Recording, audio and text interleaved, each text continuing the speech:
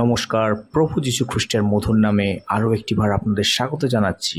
আজকে যে বিষয়টি নিয়ে আলোচনা করব সেটি হচ্ছে প্রভু যীশু খ্রিস্ট কেন সমস্ত দেবী দেবতা, গুরু এবং নবীদের থেকে আলাদা। ইতিহাসের পাতায় অন্য যে কোনো ব্যক্তির তুলনায় প্রভু যীশু খ্রিস্ট সমগ্র বিশ্বকে নাড়িয়ে দিয়েছিলেন। অন্য কোনো ধর্মীয় নেতা, গুরু বা লিডার তাদের কারুর সাথেই প্রভু যীশু খ্রিস্টের তুলনা হতেই পারে না। যখন আমরা এই পৃথিবীর সমস্ত দেবতা, নবী এবং লিডারদের পরীক্ষা করি তখন আমরা একটি সাধারণ ফলাফল খুঁজে পাই। তারা বেশিরভাগ হয় মানুষের সৃষ্টি নতুবা মনুষ্যের কল্পনা থেকে বানানো। পবিত্র শাস্ত্র বাইবেলে এই সমস্ত মনুষ্য সৃষ্ট দেবতাদেরকে দেবতাদের ছদ্মবেশে ফলেন এঞ্জেলস দ্বারা ক্ষমতাপ্রাপ্ত বলে সংজ্ঞায়িত করে। প্রেরিত পৌল প্রথম করিন্থিয়ের 10 অধ্যায় 19 এবং 20 পদে বলছে, তাহলে আমি কি বলছি, মূর্তি আসলেই কি দেবতা? না, অইহুদিরা এই দেবতাদের উদ্দেশ্যে যা উৎসর্গ করে তা আসলে ভূতদের উদ্দেশ্যে উৎসর্গ করে, ঈশ্বরের উদ্দেশ্যে নয়। পৌরাণিক কাহিনী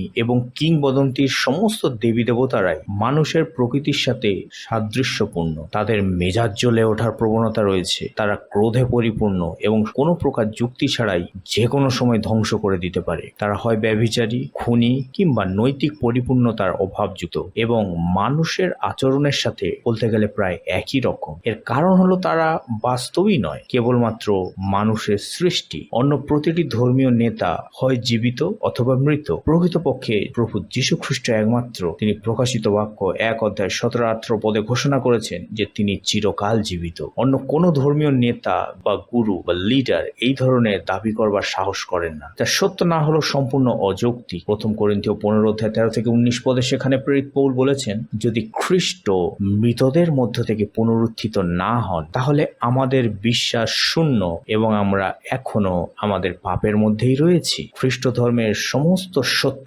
দাবিগুলি কেবল এবং কেবলমাত্রই পুনরুত্থিত প্রভু যীশু খ্রিস্টের উপর ভিত্তি করে। যদি যীশু প্রকৃতপক্ষে মৃতদের মধ্য থেকে পুনরুত্থিত না হন সময় এবং স্থান অনুসারে, তাহলে খ্রিস্ট ধর্মের কোনো সত্যতাই নেই। তাই সমস্ত নতুন নিয়ম জুড়ে সমস্ত অ্যাপোস্টলস এবং এভাঞ্জেলিস্টরা অর্থাৎ সমস্ত প্রেরিত এবং ধর্ম প্রচারকেরা এই সত্যের ভিত্তিকে স্থাপন করেন। তবে প্রভু যীশু খ্রিস্ট কিভাবে আলাদা এবং কেন আলাদা এইটা আলোচনা করবার আগে দেখে নেওয়া যাক যে প্রভু যীশু সম্পর্কে বিভিন্ন ধর্মে তাকে কিরকম ভাবে ব্যাখ্যা করা হয়েছে। কারণ অন্যান্য ধর্ম এবং বিশ্বের অনেক মানুষের একটি সাধারণ ভুল হলো বাইবেলে প্রভু যীশুকে যে রূপে চিত্রিত করা হয়েছে তা থেকে তাকে ছোট করে দেখানো। এই ধর্মগুলির অনেকগুলি যীশুকে একজন সাধারণ মানুষ করে তোলে। ইসলাম ধর্মে প্রভু যীশু খ্রিস্ট কেবল একজন মানুষ ছিলেন এবং তারা মনে করে যে মুহাম্মদের পরে প্রভু যীশু ছিলেন একজন নবী বা ভাববাদী। হিন্দু ধর্মে সেখানে বলছে যে এটি বিশ্বাস করো না যে যীশু ঈশ্বর, বরং হিন্দু দেবতা বিষ্ণুর অনেক অবতারের মধ্যে প্রভু যীশু হচ্ছেন আরেকজন। বৌদ্ধ ধর্মে বলছে যে যীশু ঈশ্বরই নন, কারণ বৌদ্ধ ধর্মে তারা কোনো ব্যক্তিগত ঈশ্বরেই বিশ্বাস করে না। বাহাই ধর্মে বলছে যীশু হলেন আরো একজন ব্যক্তি যার প্রভু হিসাবে কর্মজীবন শেষ হয়ে যায় যখন মুহাম্মদ ইসলামের প্রতিষ্ঠা করেন। এভলিউশন যে রিলিজিয়ান, তাদের মতে জীবনের কোনো উদ্দেশ্য বা অর্থই নেই। সমগ্র মানবজাতি একটি মহাজাগতিক দুর্ঘটনা, আর যীশু নামক ব্যক্তিটি ধর্মীয় উগ্রপন্থীদের দ্বারা সৃষ্ট একজন পৌরাণিক ব্যক্তি মাত্র। তাহলে কি কারণে যীশু আলাদা? আর সত্যি বলতে আমি ভেবেছিলাম প্রশ্নটি হবে যীশু অন্যান্য ধর্মীয় নেতাদের থেকে কিভাবে আলাদা, কি কারণে নয়, কিভাবে আলাদা। প্রথম বিষয় হচ্ছে যীশু এখনো জীবিত। যীশু ছাড়া আর কেউই মৃত্যুর চূড়ান্ত পরিণতি এড়াতে পারেনি। খ্রিস্টের পুনরুত্থান তাকে আলাদা করে তোলে, কারণ তিনি মৃত্যুকে জয় করেছিলেন। 40 দিনের সময়কালে, অর্থাৎ ক্রুশে মারা যাওয়ার পর পুনরুত্থানের পরে 40 দিন যখন তিনি পৃথিবীতে ছিলেন তখন 500 জনেরও বেশি লোক প্রভু যীশু খ্রিস্টের শিষ্য সহ মৃত্যুর পর তাকে দেখেছিলেন। তার শিষ্যরা বারবার সাক্ষ্য দিয়েছিলেন যে তারা যীশুর পুনরুত্থানের প্রত্যক্ষদর্শী। 40 দিন শেষ হয়ে যাওয়ার পর যীশু স্বর্গে আরোহণ করেন এবং বিশ্বাসীদের পূর্ণ করার জন্য এবং সেই ঐশ্বরিক মিশনকে চালিয়ে নিয়ে যাওয়ার জন্য পবিত্র আত্মাকে প্রেরণ করেন। আমি কতগুলো রেফারেন্স এখানে তুলে দিচ্ছি, আপনারা সেগুলো পবিত্র শাস্ত্র বাইবেলে দেখতে পারেন। প্রথম করিন্থীয় 15 অধ্যায়, লুক 24 অধ্যায় 5-6, প্রেরিতের কার্য বিবরণী 1 অধ্যায় 2-22, মার্ক লিখিত সুসমাচারের 16 অধ্যায় 1-20, যোহন লিখিত সুসমাচারের 20 অধ্যায় 27 পদ। দ্বিতীয় বিষয় হচ্ছে যীশু সম্পূর্ণ ঈশ্বর এবং সম্পূর্ণ মানুষ। আমাদের মধ্যে অনেকের হয়তো ধারণা হতে পারে যে তিনি আধো ঈশ্বর আধো মানুষ, কিন্তু তা নয়। যিশু নিজে ঈশ্বর ছিলেন এবং মানুষ রূপে তিনি সম্পূর্ণ আমাদের মতন রক্ত মাংসে গড়া একজন মানুষই ছিলেন। প্রেরিত পৌল গালাতীয়ের গির্জার উদ্দেশ্যে লিখেছিলেন যে ঈশ্বর তার নিজের পুত্রকে পাঠিয়েছিলেন, যিনি একজন নারীর গর্ভে জন্মগ্রহণ করেছেন, সুসমাচারের লিপিবদ্ধ একটি সত্যের সাথে যেটাকে সংযুক্ত করে যে ঈশ্বরের পুত্র নাসরতে যিশু যোসেফের সাথে বাগদত্তা কুমারী মরিয়মের পুত্র হিসাবে জন্মগ্রহণ করেছিলেন। এই যে অবতার, সেটা ঈশ্বরের মানুষ হওয়া, যেটা আজও আমাদের জীবনে প্রাসঙ্গিক। এর অর্থ হলো যিশু আমাদের দুর্বলতাগুলির প্রতি সহানুভূতিশীল হতে পারেন, অর্থাৎ রক্ত মাংসের শরীরে আমাদের যে দুঃখ, কষ্ট, যাতনা, যে ধরনের বিষয়গুলোকে আমরা এক্সপিরিয়েন্স করি, প্রভু যীশু খ্রিস্ট সেই একই বিষয়গুলি অনুভব করেছিলেন। যোহন লিখিত সুসমাচার 1:14, ইব্রিয়ের 4:15, গালাতিয়া 4:4, এই সমস্ত বাইবেল পদগুলিতে সম্পূর্ণরূপে তার ঈশ্বর এবং মানুষের, অর্থাৎ তিনি যে সম্পূর্ণ ঈশ্বর ছিলেন এবং সম্পূর্ণ মানুষ ছিলেন তার প্রমাণ দেয়। নতুন নিয়মে যিশুর কমপক্ষে 35টি অলৌকিক কাজের কথা উল্লেখ আছে। তবুও যোহন তিনি লিখেছিলেন যে যিশু আরো অনেক কাজ করেছিলেন। যদি সেগুলো সব লেখা হতো তাহলে আমার মনে হয় যে সমস্ত বই লেখা হয়ে যেত, যেগুলোকে রাখার জায়গা সারা পৃথিবীতেও থাকতো না। অসংখ্য প্রত্যক্ষদর্শীদের উপস্থিতিতে প্রভু যীশু এই সমস্ত অলৌকিক কাজগুলি করেছিলেন। 3 নম্বর বিষয় হচ্ছে প্রভু যীশু ছিলেন পাপহীন এবং ধার্মিক। পবিত্র শাস্ত্র বাইবেল বলছে যে কেউই ধার্মিক নয়, কিন্তু যখন প্রভু যীশু খ্রিস্টের কথা আসে তখন তিনি হচ্ছেন একমাত্র ব্যতিক্রম। তিনি নিখুঁত, বাধ্যতা এবং ধার্মিকতার জীবনযাপন করেছিলেন। যদিও তিনি আমাদের মতো একই প্রলোভনের মুখোমুখি হয়েছিলেন, তার পাপহীন জীবন ক্রুশের উপর মুক্তির কাজের পথকে প্রশস্ত করেছিল। ভাববাদীরা ভবিষ্যৎবাণী করেছিলেন যে মসীহ সম্পূর্ণরূপে পাপ মুক্ত হবেন, তিনি কোনো হিংস্রতা করবেন না এবং তার মুখে কোনো ছলনা থাকবে না। তার পাপহীন জীবন পৃথিবীর পাপের জন্য উৎসর্গ করা হবে। তিনি আমাদের পাপের জন্য আহত, আমাদের অন্যায়ের জন্য চূর্ণ হবেন। যিশায়া ভাববাদীর পুস্তক 53:5 এবং 9 পদে তার উল্লেখ রয়েছে। যখন আমরা অন্যান্য পথিত ত্রাণকর্তা বা দেবতাদের জীবনের সঙ্গে তুলনা করি, তখন আমরা জানতে পারি এই যে বুদ্ধের মতো বা অন্য কোনো ব্যক্তি বা ওসিরিস বা ডায়োনিসিয়াসের মতো কিংবদন্তির দেবতারাও নৈতিকভাবে নিখুঁত বলে দাবি করতে পারে না। এই সত্যের একটি যুক্তিসঙ্গত কারণ রয়েছে। যেহেতু সমস্ত মানুষ পাপ করে, তাই কোনো সাধারণ মানুষ এমনকি একটি নিখুঁত জীবন কেমন হবে সেটিও তারা ঠিক মতো তৈরি করতে জানে না। তারা এই সম্পর্কে লেখার চেষ্টা হয়তো করতে পারে, কিন্তু তাদের নিজস্ব পাপপূর্ণ ধারণা সর্বদাই তাদের সেই লেখনীতে বেরিয়ে আসবে। বুদ্ধের মতো এবং সেই সম্পর্কে আরো অন্যান্য ব্যক্তিদের মতন যে ঐতিহাসিক ব্যক্তিত্বরা কখনো নিজেকে পাপ মুক্ত বলে দাবি করেননি। পৌরাণিক দেবতাদের সকলেরই ব্যক্তিত্বে ত্রুটি রয়েছে। 5 নম্বর বিষয় হচ্ছে যিশু সম্পর্ক চান, অর্থাৎ যিশু এমন কোন ঈশ্বরকে প্রকাশ করেন না যিনি দূরবর্তী। তিনি এমন একজন ঈশ্বরকে প্রকাশ করেন যিনি সম্পর্কযুক্ত। তিনি শিক্ষা দেন যে আমরা ঈশ্বরের কাছে এত মূল্যবান যে আমাদের মাথার চুল পর্যন্ত তিনি গণনা করেছেন। তিনি আমাদের এত ভালোবাসেন যে তিনি আমাদের জন্য মৃত্যুবরণ করতে পেরেছিলেন এবং তিনি আমাদের তার সন্তান এবং বন্ধু বলে রাখতেন। অন্য যে কোনো রিলিজিয়াস লিডার, গুরু বা নবীরা মানুষকে তাদের সমস্যা থেকে উদ্ধার করবার জন্য যা করার যথেষ্ট ছিল সেটা তারা করেনি। অন্য সকল ধর্মীয় নেতারা কোনো না কোনো ভাবে আপনার জন্য একটি উদ্ধার পরিকল্পনা হয়তো বর্ণনা করেছেন, যেটা আপনি বাস্তবায়ন করতে পারেন এবং ঈশ্বরের সামনে নিজেকে উদ্ধার করতে পারেন। এটা করো, ওটা করো, যাই হয়ে যাক না কেন এটা করতেই হবে, এরকম একটি বিষয়। তুমি ভালো করো, এই ধরনের আধ্যাত্মিক আসন করো, এই ধরনের ধর্মের যদি তুমি একজন মানুষ হও তাহলে এই আচরণগুলোকে করো, নিজেকে উদ্ধার করো। বাস্তবতায় সত্য ঈশ্বরই একমাত্র মানুষকে উদ্ধার করতে পারেন। মানুষ নিজেকে উদ্ধার কখনোই করতে পারে না। কেন সে করতে পারে না?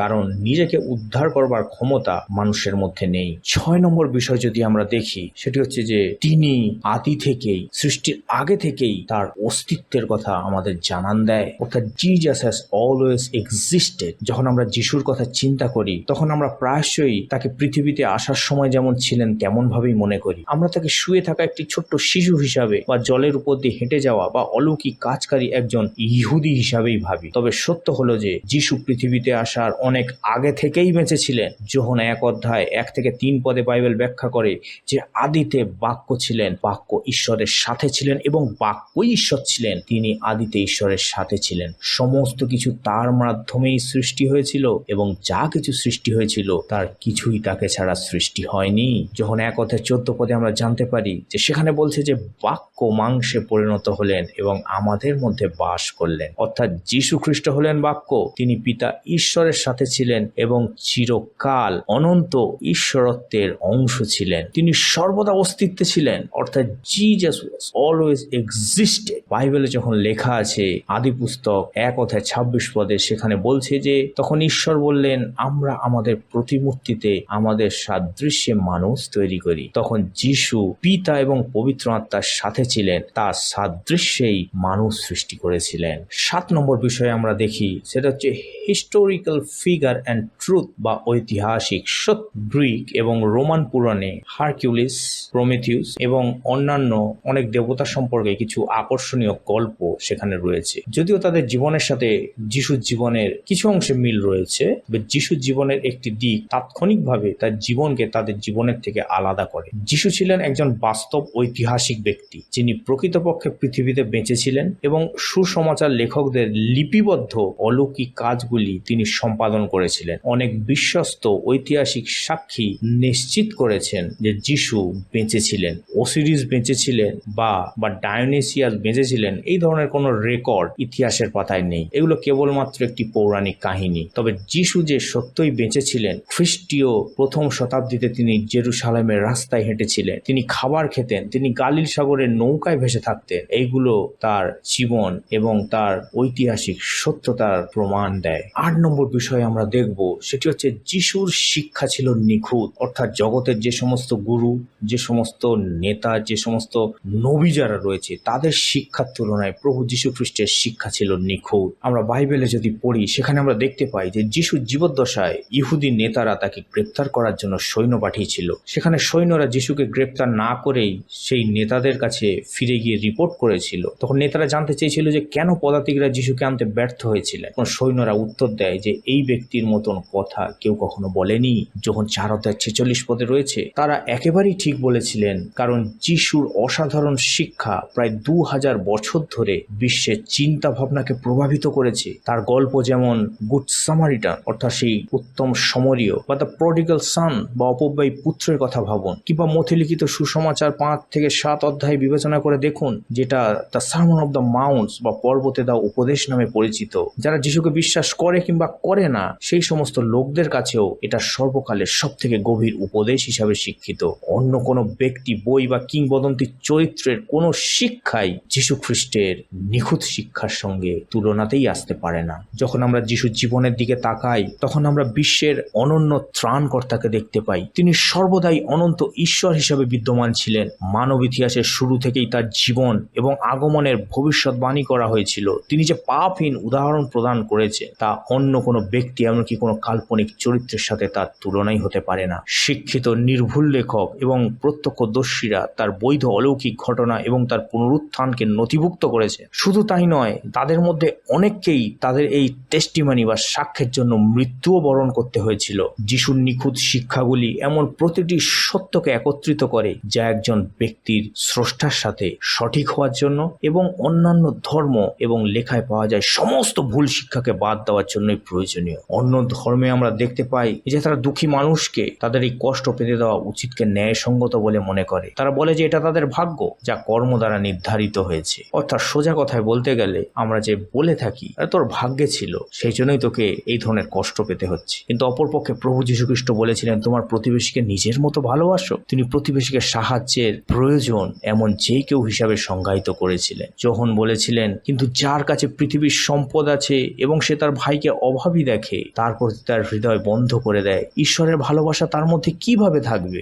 যিশু জ্ঞানার্জনের এক উচ্চতর পথ দেখিয়েছিলেন। ভগবত গীতা বা উপনিষদ, এই ধরনের পবিত্র রচনাগুলিকে আপনি যদি বোঝবার চেষ্টা করেন, আপনার একজন গুরুদেব বা শিক্ষকের প্রয়োজন রয়েছে। কিন্তু বাইবেলে এমন কোনো গোপন সত্য নেই যা সাধারণ বোধগম্যতা ছাড়া ব্যাখ্যা করতে হবে। আপনি বাইবেল পড়লে, পবিত্র শাস্ত্রকে অধ্যয়ন করলে, আপনি খুব সুন্দরভাবে বুঝতে পারবেন যে ঈশ্বর আপনাকে কি বলতে চাইছেন। প্রভু যীশু খ্রিস্ট পরিত্রাণের আরো ভালো উপায় শিক্ষা দেন। যেখানে আমরা হিন্দু ধর্মে দেখতে পাই, তারা পুনর্জন্মের কর্মচক্রের মধ্যে হারিয়ে যায় যতক্ষণ না তারা সেই মোক্ষে পৌঁছায় এবং এই গোলক ধাঁধা থেকে বেরিয়ে আসার পথ খুঁজে পায়। অপরপক্ষে প্রভু যীশু খ্রিস্ট বলেছিলেন যে আমরা বিশ্বাসের দ্বারাই পরিত্রাণ পাবো, শুধু বিশ্বাসের দ্বারাই পরিত্রাণ পাবো। ইফিসীয় তার 2:8-9 নয়, এবং 3:5-7 পদে বলছে যে আমাদের পরিত্রাণ নিশ্চিত শুধু বিশ্বাসের মাধ্যমে, প্রভু যিশুতে বিশ্বাসের মাধ্যমে। বৌদ্ধ ধর্মে যদি আমরা দেখি, সেটা হিন্দু ধর্মের মধ্যে একটি সংস্কার আন্দোলন হিসাবে শুরু হয়েছিল, যা বিভিন্ন ধরনের জল্পনা এবং কুসংস্কারের একটি ব্যবস্থায় পরিণত হয়েছিল। এইগুলোকে সংশোধন করবার জন্য গৌতম বুদ্ধ বিভিন্ন ধরনের আচার অনুষ্ঠান এবং গুপ্ত তত্ত্বকে প্রত্যাখ্যান করেছিলেন, এবং মূলত তিনি এক প্রকারের প্রায় নাস্তিক ধর্মই গড়ে তুলেছিলেন, যেগুলো তার অর্থাৎ সেই বিশ্বাসগুলি 4টি আর্য সত্যে ব্যাখ্যা করা হয়েছে। যে জীবন হলো দুঃখ, সুখ ও সমৃদ্ধির আকাঙ্ক্ষার কারণেই দুঃখের সৃষ্টি হয়। কামনা বাসনা দূর করে দুঃখ কাটিয়ে ওঠা যায়, আর এই অষ্টমুখী পথের মাধ্যমে সমস্ত কামনা বাসনা দূর করা যায়। এই অষ্টমুখী পথ হলো ধর্মীয় শিক্ষার একটি ব্যবস্থা এবং বৌদ্ধ ধর্মের নৈতিক নীতি, উভয়ই আমরা বলতে পারি। সকল বৌদ্ধের লক্ষ্য হচ্ছে স্বর্গে বা ঈশ্বরের সঙ্গে থাকা নয়, কারণ গৌতম বুদ্ধের শিক্ষায় কোনো ঈশ্বরই নেই, বরং তারা নির্বাণ, সমস্ত দুঃখ, কষ্ট, আকাঙ্ক্ষা এবং আত্ম অস্তিত্বের মায়া দূর করবার চেষ্টা করে। অপরদিকে প্রভু যীশু খ্রিস্টের শিক্ষা যদি আমরা দেখি, সেটা বুদ্ধের শিক্ষার তুলনায় অনেক শ্রেষ্ঠ, কারণ যীশু জীবনে আশার শিক্ষা দিয়েছিলেন। অন্যদিকে বৌদ্ধ ধর্ম জীবনকে কেবল দুঃখ, কষ্ট এবং স্বার্থপরতাকে নির্মূল করবার মতো কিছু হিসাবে তারা দেখে থাকে। যীশু শিক্ষা দিয়েছিলেন যে জীবন হচ্ছে ঈশ্বরের একটি উপহার, যেটাকে সম্পূর্ণ ঈশ্বরের জন্য, তার কাজের জন্য নিয়োজিত করা দরকার বা সেইভাবে উপভোগ করতে হবে। যীশু খ্রিস্ট পরিত্রাণের আরো ভালো উপায় প্রদান করেছিলেন। বৌদ্ধ ধর্মে পুনর্জন্মকে পরিত্রাণের উপায় হিসাবে শিক্ষা দেওয়া হয়, তবে এই রূপে প্রতিটি জীবনের শেষে আত্মার সত্য বা ব্যক্তিত্ব বিলুপ্ত হয়ে যায়। তাই আপনি বেঁচে থাকলেও একজন ব্যক্তি হিসাবে আপনার নির্বাণ বা লাভের কোনো আশাই নেই। অপরদিকে প্রভু যীশু প্রতিটি পুরুষ ও মহিলাকে স্বতন্ত্রভাবে আসার প্রতিশ্রুতি দিয়েছিলেন, তাই তিনি তার পাশে সেই ক্রুশে ঝোলা চোরকে বলতে পেরেছিলেন যে অদ্যই তুমি আমার সাথে পরম দেশে যাবে। একটি জনপ্রিয় ধারণা রয়েছে যে সমস্ত ধর্ম প্রায় একই গন্তব্যে পৌঁছানোর বিভিন্ন পথ। এই যুক্তি অনুসারে যদি আমরা এগোই, তাহলে সমস্ত ধর্মীয় নেতাদের বা গুরুদের অবশ্যই মূলত অভিন্ন হতে হবে। কিন্তু সত্যি কি তারা তাই? যদিও বিশ্বের বড় বড় ধর্মের প্রতিষ্ঠাতাদের এবং নেতাদের মধ্যে অনেক মিল রয়েছে। মোহাম্মদ, গৌতম বুদ্ধ, জোসেফ স্মিথ এবং অন্যান্য ঐতিহাসিক ধর্মীয় ব্যক্তিত্বরা সকলেই যিশুর মতো ভবিষ্যৎবাণীমূলক কথা বলার এবং মানুষের অবস্থার অন্তর্দৃষ্টি প্রদানের দাবি করেছিলেন। কিন্তু যদি আমরা গভীরভাবে তাদের কর্মকাণ্ড সম্পর্কে বিবেচনা করি, তাহলে সেখান থেকে আমরা কিছু সন্দেহজনক বিষয় বা কিছু প্রশ্ন খুঁজে পাবো। যদি ইহুদি ধর্মের তাদের নেতা মসিকে দেখি, তিনি একজন মিশরীয়কে হত্যা করেছিলেন। ইসলামের প্রতিষ্ঠাতা মোহাম্মদ তার সাথে দ্বিমত পোষণকারীদের অনেককে হত্যা করেছিলেন। হিন্দু ধর্মাবলম্বী কৃষ্ণ তার মামাকে হত্যা করেছিলেন। বৌদ্ধ ধর্মের প্রতিষ্ঠাতা গৌতম বুদ্ধ জ্ঞান লাভ করবার জন্য তার স্ত্রী এবং পুত্রকে ত্যাগ করে দিয়েছিলেন। অপরদিকে প্রভু যীশু খ্রিস্টের উপরে বিশ্বাসকারীরা তাঁর জীবন, শিক্ষা, মৃত্যু এবং পুনরুত্থানের বিভিন্ন বৈশিষ্ট্যের কারণে অন্যান্য বিশিষ্ট ধর্মীয় নেতাদের থেকে আলাদা করে। বাইবেল দাবি করে যে যিশুই একমাত্র মানুষ যিনি নিখুঁত এবং পাপহীন জীবনযাপন করেছেন। আপনি বাইবেলের এই সত্যকে বিশ্বাস করুন বা না করুন, তবে এটা অস্বীকার করা যাবে না যে তাঁর সম্পর্কে রচিত যে সমস্ত লেখা পাওয়া যায়, অন্য কোনো ধর্মীয় নেতাদের এই ধরনের বিবৃতি আমরা দেখতে পাই না, বা তাদের জীবনের জন্য এমন কোনো কৃতিত্ব তাদের দেওয়া হয়নি। সত্যি বলতে কেবলমাত্র যিশুকেই সকল নামের চেয়ে শ্রেষ্ঠ নাম দেওয়া হয়েছে, যেন যিশুর নামে স্বর্গে পৃথিবীতে মাটির নিচে সকলের হাঁটু নত হয় এবং পিতা ঈশ্বরের মহিমার জন্য প্রতিটি জিহ্বা স্বীকার করে যে যিশু খ্রিস্টই প্রভু। শেষকালে কেউ অসিরিসের কাছে মাথা নত করবে না, কেউ কৃষ্ণ বা ডায়নিসিয়াসের নাম স্বীকার করবে না, তবে সবাই যিশুকে চিনবে, যিনি অনন্য, এক এবং একমাত্র রাজাদের রাজা এবং প্রভুদের প্রভু। আসুন আমরা পবিত্র ঈশ্বরের কাছে প্রার্থনা করি। স্বর্গীয় পিতা, আজ আমরা নম্র কৃতজ্ঞ হৃদয়ে তোমার সামনে উপস্থিত হয়েছি। আমরা তোমার পবিত্র নাম যিশুকে উচ্চারণ করি, কারণ তুমি একমাত্র সত্য ঈশ্বর। বিভ্রান্তি ও অগণিত কণ্ঠের এই পৃথিবীতে তুমিই হচ্ছে অনন্ত বাক্য, আমাদের পরিত্রাণের অটল শিলা। কোনো কিছু অস্তিত্বে আসার আগে থেকেই তুমি অস্তিত্বে ছিলে। তুমি আলফা ওমেগা, তুমি শুরু এবং শেষ। প্রভু, আমরা স্বীকার করি যে এই বিশ্ব অনেক নেতা তৈরি করে, দার্শনিক, ভাববাদী, রাজা, প্রভাবশালী। কেউ কেউ জ্ঞান প্রদান করে, অন্যেরা আশার প্রতিশ্রুতি দেয় এবং অনেকে আনুগত্য দাবি করে। কিন্তু আমরা আজ ঘোষণা করি যে তোমার মতো কেউ নেই যিশু। আর কেউই তার জীবন দেয়নি আবারটা ফিরে পেতে, আর কেউই আমাদের মুক্তি ক্ষত বহন করে না, আর কেউই আমাদের পাপ থেকে উদ্ধার করতে এবং পিতার সাথে মিলিত করতে পারে না। তাদের কণ্ঠস্বর ম্লান হয়ে যায়, তাদের রাজ্য পতন হয়। কিন্তু হে খ্রিস্ট, তোমার রাজ্য চিরস্থায়ী। আমরা তোমার বাক্যের প্রতিশ্রুতিতে দৃঢ়ভাবে থাকি যে দিন আসছে প্রভু, যখন প্রতিটি হাঁটু নত হবে, স্বর্গে, পৃথিবীতে এবং পৃথিবীর নিচে প্রত্যেকটি জিহ্বা স্বীকার করবে, কোনো প্রকারের সন্দেহ বা দ্বিধা নেই যে তুমি হচ্ছে সেই খ্রিস্ট প্রভু। সমস্ত ক্ষমতা, কর্তৃপক্ষ, সন্দেহবাদী এবং শত্রুরাও অবশেষে তোমার মহিমা দেখবে এবং তুমি যে কে এই মহৎ সত্যের কাছে আত্মসমর্পণ করবে। সবকিছু সঠিকভাবে স্থাপন করা হবে এবং তুমি চিরকাল গৌরবান্বিত হবে। সেই গৌরবময় দিন পর্যন্ত আমাদের তুমি শক্তি দাও, সাহস দাও, যেন আমরা এখন হাঁটু নত করি এবং জিহ্বা দিয়ে স্বীকার করি। আমাদের জীবন যেন তোমার অদ্বিতীয় অনুগ্রহ ও সর্বোচ্চ ক্ষমতার একটি সাক্ষ্য হতে পারে। প্রভু যিশুর নামে প্রার্থনা চাই, আমেন।